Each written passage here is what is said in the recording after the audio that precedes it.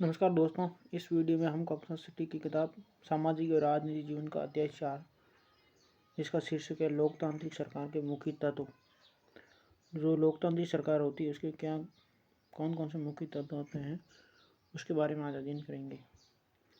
इस पाठ में आप लोकतांत्रिक सरकार के कामों को प्रभावित करने वाली मुख्य बातों के बारे में पढ़ेंगे। इनमें लोगों की भागीदारी, समस्याओं का समाधान, समानता एवं न्याय के विचार शामिल है। ये सभी लोकतांत्रिक व्यवस्था को सफल बनाते हैं। अगर लोकतांत्रिक व्यवस्था न हो तो क्या होता होगा, आइए इसे जानने के लिए दक्षिण अफ्रीका में रहने वाली माया की कहानी पढ़ें। देखिए, दक्षिण अफ्रीका एक ऐसा देश है जहाँ कई प्रजाति के लोग रहते हैं, जैसे श्वेत, अश्वेत, जिनकी त्वचा का रंग सांवला है, जैसे भारतीय। लोहांसबर्ग में रहने वाली 11 वर्ष की दक्षिण अफ्रीकी लड़की माया नायडू एक दिन पुराने बक्सों की सफाई करने में अपनी मां की मदद कर रही थी। उसे एक रजिस्टर मिला जो अखबार की कतरनों और तस्वीरों से भरा हुआ था। उसमें एक 15 साल के स्कूल जाने वाले लड़के की बहुत सारी तस्वीरें थी। माया ने जब उस लड़के के बारे में अपनी मां से पूछा तो उसे पता चला कि उसका नाम था हेक्टर पीटरसन। उसको पुलिस ने गोली मार दी थी। माया को बड़ा झटका लगा। उसने पूछा क्यों। माया की मां ने समझाया कि दक्षिण अफ्रीका पहले रंग भेद कानून से शासित था। रंग भेद का मतलब है त्वचा के रंग के आधार पर भेदभाव। दक्षिण अफ्रीका की प्रजाति इसी आधार पर अलग अलग समूह में बंटी हुई थी। वहाँ के कानून के मुताबिक श्वेत, अश्वेत, भारतीय एवं अन्य प्रजातियों को एक दूसरे से संबंध बनाने की इजाज़त नहीं थी। विभिन्न प्रजाति के लोग न तो एक दूसरे के आसपास रह सकते थे और न ही आम सुविधाओं का इस्तेमाल कर सकते थे। माया को अपने कानों पर विश्वास नहीं हो रहा था। रंग भेद कानून के तहत जिस तरह का जीवन था उसके बारे में बताते हुए माया की मां की आवाज़ में बड़ा गुस्सा था। उन्होंने बताया कि श्वेत और अश्वेत लोगों के अस्पताल अलग होते थे और अस्पताल की गाड़ियां भी। श्वेत लोगों के लिए जो अस्पताल की गाड़ियां थी वे ज़रूरत के सामानों से सुसज्जित होती थी, जबकि अश्वेत लोगों के लिए जो गाड़ियां थी उनमें सुविधाएं उपलब्ध नहीं थी। उनके लिए रेल एवं बसें अलग होती थी। यहाँ तक कि श्वेत और अश्वेत लोगों के लिए बस स्टैंड भी अलग होते थे। अश्वेत लोगों को वोट देने की इजाज़त नहीं थी। देश की सबसे अच्छी ज़मीन श्वेत लोगों के लिए आरक्षित थी और अश्वेत लोगों को खेती के लिए सबसे घटिया ज़मीन मिलती थी। इससे पता चलता है कि अश्वेत लोगों एवं भारतीयों को श्वेत लोगों की बराबर नहीं माना जाता था। उनके साथ भेदभाव किया जाता था। दक्षिण पश्चिमी हिस्से में एक शहर था सोवेटो, जहाँ सिर्फ अश्वेत लोग ही रहते थे। हेक्टर पीटरसन वही रहता था। वहाँ के श्वेत लोग अफ्रीकांस भाषा बोलते थे।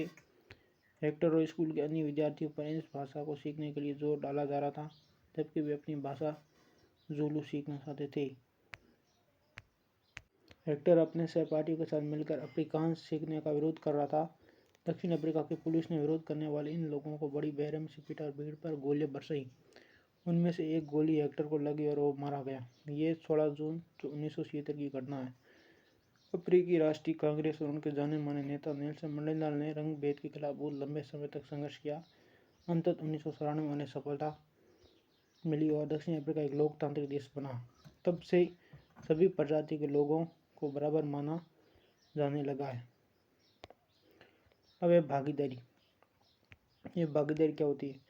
हमारे यहाँ नियमित रूप से चुनाव क्यों होते हैं? आपने पिछले पाठ में पढ़ा ही है कि लोकतंत्र में लोग निर्णय लेते हैं। चुनाव में वोट देकर वे अपने प्रतिनिधि चुनते हैं। ये प्रतिनिधि ही लोगों की तरफ से निर्णय लेते हैं। यह मानकर चला जाता है कि प्रतिनिधि निर्णय लेते वक्त लोगों की ज़रूरतों और मांगों को ध्यान में रखेंगे। सभी सरकारों को एक निश्चित समय के लिए चुना जाता है। भारत में यह अवधि 5 वर्ष की है। एक बार चुने जाने के बाद सरकार 5 वर्ष तक सत्ता में रहती है। सरकार का फिर से सत्ता में बने रहना तभी संभव है जब लोग उसे बार बार चुने। चुनाव का समय लोगों के लिए वो घड़ी है जब वे लोकतंत्र में अपनी ताकत को महसूस करते हैं। इस तरह से नियमित चुनाव होने से लोगों का सरकार पर नियंत्रण बना रहता है। नेक्स्ट है भागीदारी के अन्य तरीके। चुनाव 5 वर्ष में एक बार होते हैं। वोट देने के अलावा लोकतांत्रिक सरकार के निर्णयों और नीतियों में लोगों के भाग लेने के और भी कई तरीके हैं। लोग सरकार के कार्य में रुचि लेकर और उसकी आलोचना करके भी अपनी भागीदारी निभाते हैं। अगस्त 2005 में जब एक खास सरकार ने बिजली का किराया बढ़ा दिया था तो लोगों ने अपना विरोध बहुत ही तीखे रूप में व्यक्त किया। लोगों ने जुलूस निकाले और हस्ताक्षर अभियान चलाए। सरकार ने अपने निर्णय के बचाव में तर्क दिए, लोगों को समझाने की कोशिश की, लेकिन अंततः उसे लोगों की मांग माननी पड़ी और बिजली के बढ़ाए गए दामों को घटाना पड़ा। सरकार को अपना निर्णय बदलना पड़ा क्योंकि वो आम जनता के प्रति जिम्मेदार हैं। ऐसे कई तरीके हैं जिनके द्वारा लोग अपनी राय व्यक्त कर सकते हैं और सरकार को ये समझा सकते हैं कि उसे क्या कार्रवाई करनी चाहिए। इन तरीकों में धरने, जुलूस, हड़ताल, हस्ताक्षर अभियान आदि शामिल हैं। इनके जरिए जो बातें गलत है और न्याय संगत नहीं है उन्हें सामने लाया जाता है। अखबार, पत्रिका और टेलीविज़न भी जनता से जुड़े मुद्दों और सरकार की जिम्मेदारियों पर चर्चा करने में महत्वपूर्ण भूमिका निभाते हैं। जहाँ ये सच है कि लोकतंत्र लोगों को भागीदारी का मौका देता है, वही ये भी सच है कि सभी वर्ग के लोगों को ये मौका नहीं मिल पाता। लोगों के लिए भागीदारी का एक अन्य तरीका ये भी है कि वे आंदोलन करें जो सरकार और उसके काम करने के तौर तरीकों को चुनौती दे। दलितों, आदिवासियों, अल्पसंख्यकों, महिलाओं और अन्य लोगों की भागीदारी अक्सर इन आंदोलनों के जरिए ही हो पाती है। अगर देश के लोग सजग हैं और इस बारे में रुचि लेते हैं कि देश कैसे चलाया जाता है, तो देश की सरकार का लोकतांत्रिक स्वरूप और भी मजबूत होता है। अगली बार अगर हमें शहर, कस्बे या गांव की गली में कोई जुलूस गुजरते हुए दिखे तो हम एक क्षण रुक कर पता करेंगे कि जुलूस किसके लिए निकाला गया है, उसमें भाग लेने वाले लोग कौन हैं और वे किस मुद्दे पर प्रदर्शन कर रहे हैं। इससे हमें ये समझने में मदद मिलेगी कि हमारी सरकार कैसे काम करती है। नेक्स्ट है विवादों का समाधान। कोई भी विवाद होते हैं उनका समाधान कैसे करते हैं देखिए। आपने माया की कहानी में पढ़ा कि कैसे विवादों या समस्याओं के समाधान के लिए कई बार हिंसा का प्रयोग किया जाता है। ऐसा इसलिए होता है कि एक समूह यह मान लेता है कि दूसरे समूह को विरोध करने से रोकने के लिए बल का इस्तेमाल करना उचित है। विवाद तब उठता है जब विभिन्न संस्कृतियों, धर्मों, क्षेत्रों और आर्थिक पृष्ठभूमि के लोगों एक दूसरे के साथ ताल में नहीं बिठा पाते। ऐसा तब भी होता है जब कुछ लोगों को लगता है कि उनके साथ भेदभाव किया जा रहा है। लोग अपने विवादों को खत्म करने के लिए हिंसात्मक तरीके भी अपनाते हैं, जिससे अन्य लोगों में भय और असुरक्षा की भावना फैलती है। सरकार की यह जिम्मेदारी होती है कि वो विवादों का समाधान करे।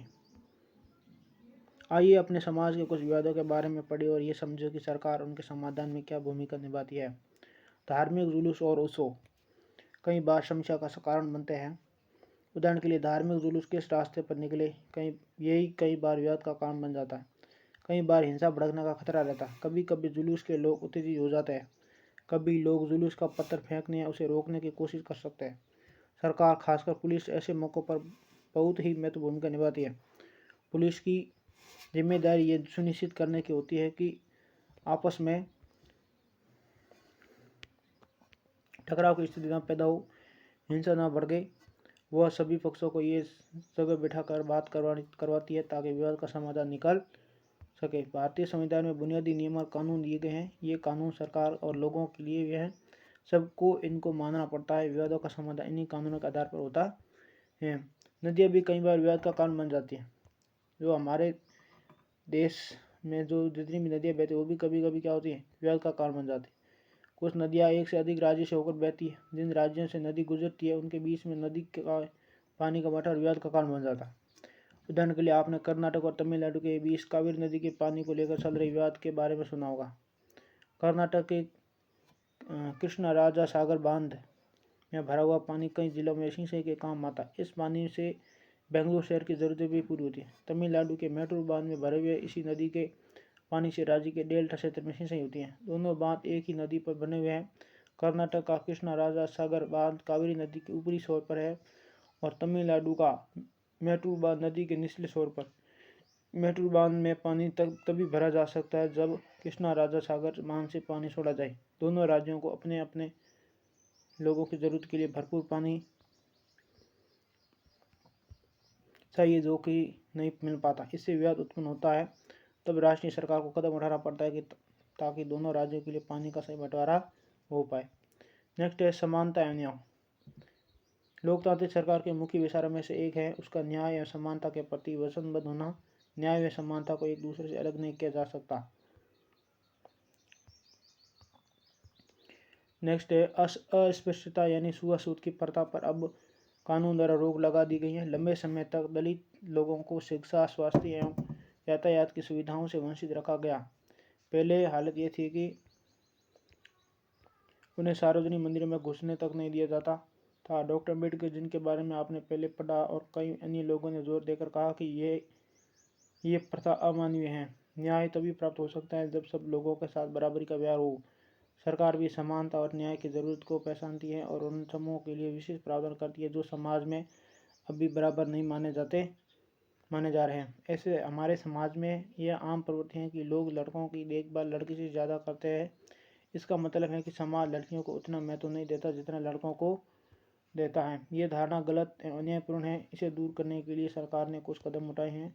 सरकार ने कुछ विशेष प्रावधान किए हैं जिससे लड़कियां अपने साथ होने वाले अन्याय से छुटकारा पा सकेगी। उदाहरण स्वरूप, सरकारी स्कूल और कॉलेजों में लड़कियों की फीस खत्म या कम करने का प्रावधान किया गया है। इस प्रकार से यह पार्ट कंप्लीट हुआ। हम फिर मिलेंगे नेक्स्ट पार्ट में। तब तक के लिए आप सभी को धन्यवाद। वीडियो को शेयर कीजिए, लाइक कीजिए और यूट्यूब चैनल को सब्सक्राइब कीजिए। धन्यवाद।